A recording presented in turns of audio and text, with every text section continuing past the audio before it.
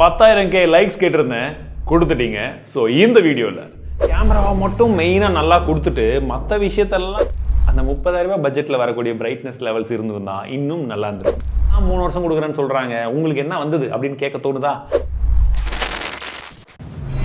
Realme 12 Pro Plus review பார்த்துருவோம். First பிரைசிங்லேருந்து போயிடலாம். சைனாவில் இந்த ஃபோனை வெறும் 18,500 ரூபாய் 19,000 ரூபாய்க்கு லான்ச் பண்ணிக்கிறாங்கன்னு வச்சுக்கலாம். பட் அதே வேரியன்ட் இந்தியாவில் எவ்வளோ லான்ச் ஆயிருக்குன்னு பார்த்தீங்கன்னா 32,000 ரூபாய். ஸோ டிஃபரன்ஸ் எவ்வளோ? 13,000 ரூபாய். என்ன ரியல்மி செஞ்சிட்டியே அப்படின்னு யோசிக்க தோணுதா?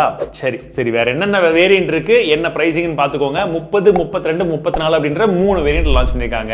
இந்த போன்ல நான் அன்பாக்சிங்ல சொன்னதுலேயே ஃபர்ஸ்ட் விஷயம் நான் என்ன வந்து இதுல நல்லா இருக்குன்னு சொன்னேன்னா கேமரா. ஸோ கேமரால இருந்தே போயிடலாம். 30,000 ரூபாய் பட்ஜெட்ல இதுதான் பெஸ்ட் கேமரான்னு சொல்ற அளவுக்கான கேமரா சாம்பிள்ஸ் எங்களுக்கு அன்னைக்கு வந்தது.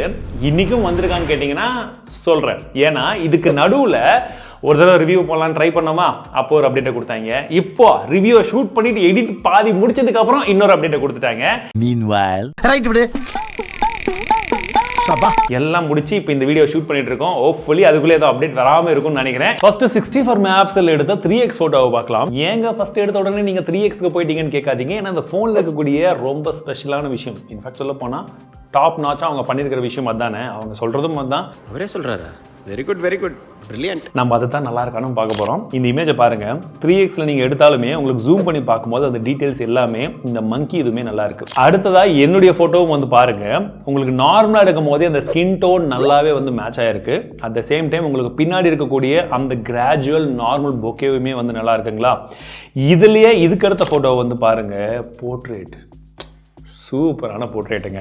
எட்ஜ் டிடெக்ஷனும் நல்லா இருக்கு. உங்களுக்கு என்னன்னா அந்த தலைக்கிட்ட மட்டும் லைட்டாக கொஞ்சமாக ஒரு 2% பிசுறு தட்டுது. பட் மற்றபடி இமேஜ் பார்க்கறதுக்கு நல்லா இருக்கே. இது எந்த பட்ஜெட்டில் எடுத்த ஒரு ஃபோட்டோ அப்படின்னு கேட்டிங்கன்னா கண்டிப்பாக எல்லாம் ஒரு 60,000 அப்படி தான் சொல்லுவோம். ஸோ அந்த அளவுக்கு இந்த போர்ட்ரேட்டில் மட்டும் நல்லாவே வந்து ஒர்க் பண்ணியிருக்காங்க. ஆனால் இதே விஷயத்தை சன் ஆப்போசிட்டில் இருக்கும்போது பண்ணும்போது பார்த்தீங்கன்னா கொஞ்சம் ஒரு டல் ஷேட் தெரியும்.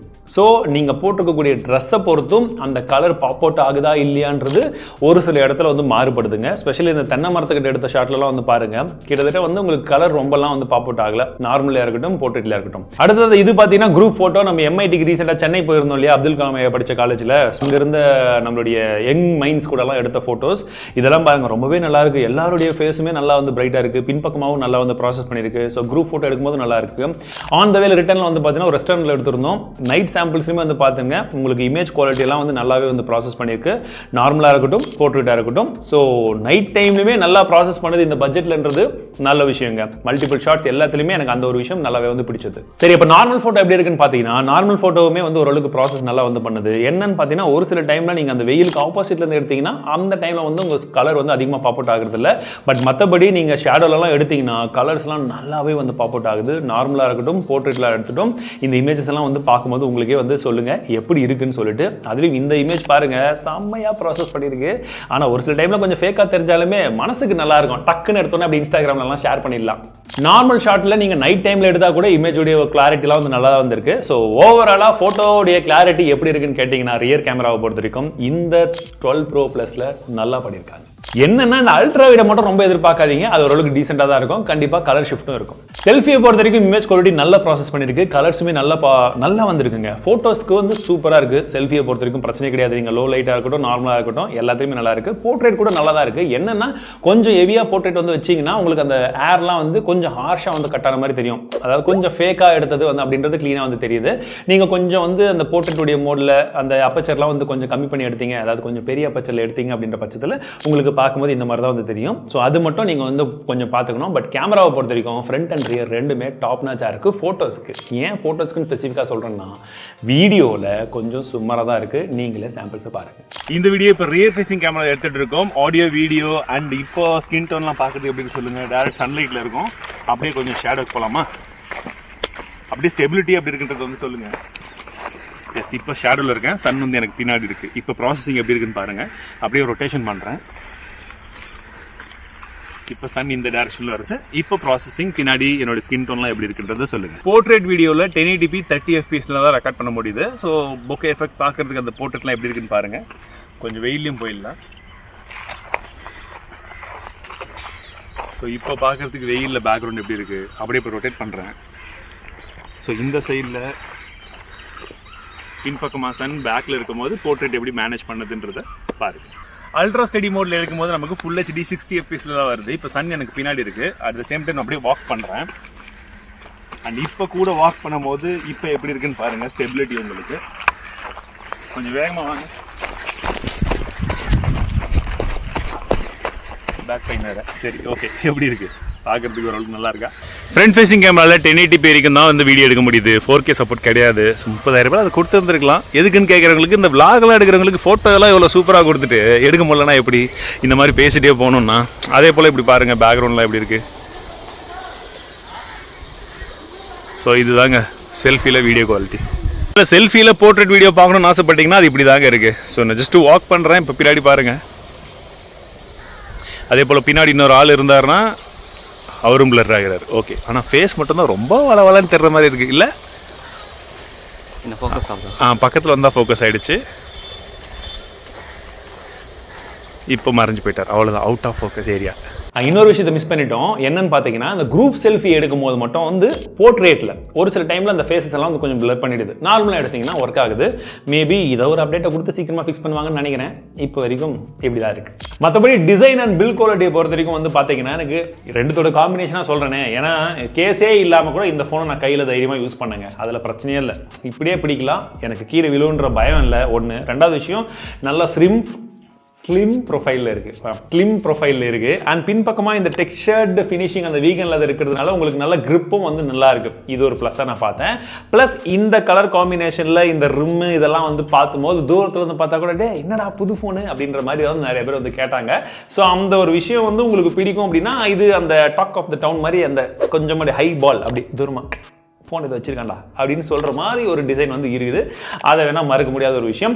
ப்ளஸ் இந்த கர்வாக இருக்குது பார்த்தீங்களா, இந்த இடத்துல குறிப்பாக சொல்ல போனால் உங்களுக்கு அதை பிடிக்கும் போது ஏதாச்சும் மிஸ்டச் ஆகுதா அப்படின்னு கேட்டிங்கன்னா எங்களுக்கு நாங்கள் யூஸ் பண்ணியிருக்க மிஸ்டச் வந்து ஆகலை. அப்படியே உங்களுக்கு அந்த ஃபீல் இருந்தாலுமே நீங்கள் கொஞ்சமாக வந்து அட்ஜஸ்ட் பண்ணிக்கிற மாதிரி ஆப்ஷன்ஸ் வந்து கொடுத்துருக்காங்க. ஸோ 95% எங்களுக்கு அந்த ஃபீல் வந்து இல்லைங்க. பட் டிஸ்பிளேவுடைய குவாலிட்டி நல்லா இருக்குது. உங்களுக்கு பார்க்கும்போது கலர்ஸ் எல்லாமே இன்டோரில் நல்லா இருக்குது. அவுட்டோரில் போகும்போது தான் ஸ்லைட்டாக ஒரு பிரச்சனை. என்னென்னா வெறும் 800 நிட்ஸு அந்த மாதிரி தான் அந்த பிரைட்னஸ் வந்து கொடுத்துருக்காங்க. யூஸ் பண்ணும்போது பிரச்சனை கிடையாது. ஆனால் இவங்க வச்சிருக்கிற பட்ஜெட் இருக்குது பாருங்க, 30,000 பட்ஜெட்டு. அந்த பட்ஜெட்டுக்கு இந்த பிரைட்னஸ் அப்படின்றது கொஞ்சம் கம்மியாக தான் இருக்குது. ஒரு 1200 ஆச்சு மினிமம் கொடுத்துருக்கணும் அப்படின்றது தான் நான் எதிர்பார்க்குறேன். ஆனால் யூஸே பண்ண முடியாத ப்ரோ அப்படின்னு கேட்டிங்கன்னா யூஸ் எல்லாம் வந்து பண்ணலாம். பிரச்சனை எல்லாமே வந்து யூஸ் பண்ணலாம். பட் அந்த 30,000 பட்ஜெட்டில் வரக்கூடிய பிரைட்னஸ் லெவல்ஸ் இருந்திருந்தா இன்னும் நல்லா இருந்திருக்கும். அதைத்தான் சொல்கிறேன். நீ கேட்ட ஒவ்வொரு கேள்வி என்ன செருப்பால் அடிச்ச மாதிரி இருக்குடா. சரி, ரிவ்யூ தான் 2-3 தடவை தள்ளி வந்துட்டோமே. இவனுக்கு அப்டேட்டை கொடுத்து அதில் அந்த HDR சப்போர்ட்டையாச்சும் கொடுத்தாங்களான்னு பார்த்தா அதை மட்டும் கொடுக்கவே இல்லைங்க. நெட்ஃப்ளிக்ஸில் அன்பாக்சிங்லையும் சொல்லியிருந்தேன், இப்பயுமே அந்த HDR சப்போர்ட் வரல. யூடியூப்பில் மட்டும் தான் இருக்குது. சரிங்களா? அண்ட் இதில் வந்து பார்த்தீங்கன்னா அந்த டிராகன் டைல் ப்ரொடெக்ஷன் வந்து கொடுத்துருக்காங்க. ஒரு 2 தடவை தெரியாமல் கொஞ்சமாக இப்படி கீழே இப்படி விழுந்துச்சு யூஸ் பண்ணும்போது. அதில் எந்த ஒரு ஸ்க்ராட்ச் எதுவுமே ஆகலை. பசங்க யூஸ் பண்ணாங்க, டீம்மேட்ஸும் யூஸ் பண்ணாங்க. அப்பயுமே எந்த ஒரு விஷயமே வந்து வரல. பட் வாதத்துக்கு வேணா அந்த டிராகன் ட்ரைலுக்கு பதிலாக கார்னிங் கிளாஸ் கொடுத்துருந்தா இந்த பட்ஜெட்டுக்கு இன்னும் கொஞ்சம் பெட்டராக இருந்திருக்குமே அப்படின்னு சொல்லலாம். ஸோ அந்த ஒரு விஷயம் மட்டும் தான் நோட் பண்ணிக்கோ. அதே போல் நான் அன்பாக்சிங்கில் சொல்லியிருந்தேன் இல்லைங்களா, ஃபிங்கர் பிரிண்ட் சென்சர் எடுத்துகிட்டு போய் கீழே வச்சிருக்காங்க, பழகிறதுக்கு லேட் ஆகும்னு சொல்லிட்டு. ஸோ யூஸ் பண்ணும்போது பழகிடுச்சான்னு கேட்டிங்கன்னா பழகிடுச்சிங்க. அதுக்கான காரணம் என்னன்னா இது ஸ்லிம்மான ப்ரொஃபைல் இருக்கும்போது கையில் ஃபோனை பிடிச்சி கீழே வைக்கிறது கொஞ்சம் ஈஸியாக இருக்கும். இதே நல்லா ஹெவியாக கொஞ்சம் நல்லா தப்பமாக இருந்துச்சுன்னு வச்சுக்கோங்களேன், அப்போ அது கொஞ்சம் கஷ்டம். ஸோ இதில் கொஞ்சம் இது பழகிடுச்சு. அது வேகமாகவும் இருக்குது. ப்ளஸ் அதில் ஹார்ட் ரேட் உடைய சென்சர், அதாவது ஹார்ட் ரேட்டை மெஷர் பண்ணுற மாதிரியும் கொடுத்துருக்கிற ஆப்ஷனும் இருக்குது. அதை நாங்கள் அதிகமாக யூஸ் பண்ணல. பட் இருக்குதுன்னா யூஸ் பண்ணிக்கோங்க வேணும்னா. ப்ராசரை பொறுத்த வரைக்கும் நல்ல ஒரு ப்ராசர், ஸ்னாப்டிராகனுடைய 7S Gen 2 இது யூஸ் பண்ணியிருக்கிறாங்க. உங்களுக்கு எந்த ஒரு விஷயமே வந்து கிடையாது. மற்றபடி ஸ்கோர்ஸ் எல்லாம் நாங்கள் அன்பாக்சிங்கில் காமிச்சது தான். ப்ராக்டிக்கல் யூசேஜில் நாங்கள் கேம்ஸ் அப்பப்போ விளையாடி பார்த்தோம். எந்த ஒரு பிரச்சனையும் வந்து கிடையாது. BGMI இருக்கட்டும், நீங்கள் எந்த கேம் விளையாடினாலுமே நார்மலாக அசால்ட்டாக வந்து விளையாடலாம். அதில் பிரச்சனையே வந்து கிடையாது. பட் இது ஒரு கேமிங் ஃபோன் கிடையாது, அந்த ஞாபகம் வச்சுக்கோங்க. ஹெவியாக இருக்கிறதுல பெஸ்ட் டாப் செட்டிங்ஸில் வச்சு ஹை கிராஃபிக்ஸில் புஷ் பண்ணிங்கன்னா கண்டிப்பாக வந்து திணறும். மீடியம் கிராஃபிக்ஸில் இல்லை டாப் கிராஃபிக்ஸில் வச்சு கொஞ்சம் நேரம் விளையாடலாம், அவ்வளோதான். அந்த அளவுக்கு ஓகேவா இருக்குமே தவிர ரொம்ப அதிகமாக இது பண்ணாதீங்க. ஸோ மற்றபடி டே டு டே யூசேஜில் இந்த பர்ஃபார்மன்ஸ்லாம் எப்படி இருந்துச்சுன்னு கேட்டிங்கன்னா அது நல்லாவே இருந்துச்சுங்க. அதில் எங்களுக்கு எந்த ஒரு இஷ்யூமே வந்து கிடையாது. உங்களுக்கு மல்டிடாஸ்கிங்லேயே இருக்கட்டும், இல்லை வந்து ஆப் ஸ்விட்ச் பண்ணுறதுலேருந்து மற்ற எல்லா இடத்துலையுமே வந்து பார்த்தீங்கன்னா ப்ராசஸர் நல்லாவே வந்து ஒர்க் ஆச்சு. அதில் எந்த ஒரு லேகுமே வந்து நாங்கள் வந்து ஃபேஸ் பண்ணல. அண்ட் பின்ன ரேம் மேனேஜ்மெண்ட்டுமே வந்து பார்த்தீங்கன்னா ஓரளவுக்கு நல்லா தான் வந்து பண்ணியிருந்தாங்க. அதுலேயுமே இஷ்யூ கிடையாது. ப்ளஸ் கால் குவாலிட்டி எப்படி இருந்ததுன்னா நாங்கள் ஏர்டெல் சிம்மை போட்டு டெஸ்ட் பண்ணி பார்த்தோம். கால் குவாலிட்டியை பற்றி சொல்லணும்னா இந்த இயர்பீஸை பற்றி சொல்லணும். ஏன்னா சவுண்ட் குவாலிட்டி இதில் இயர்பீஸில் சூப்பராக இருந்துச்சு, நல்லா லவுடாகவே இருக்குது.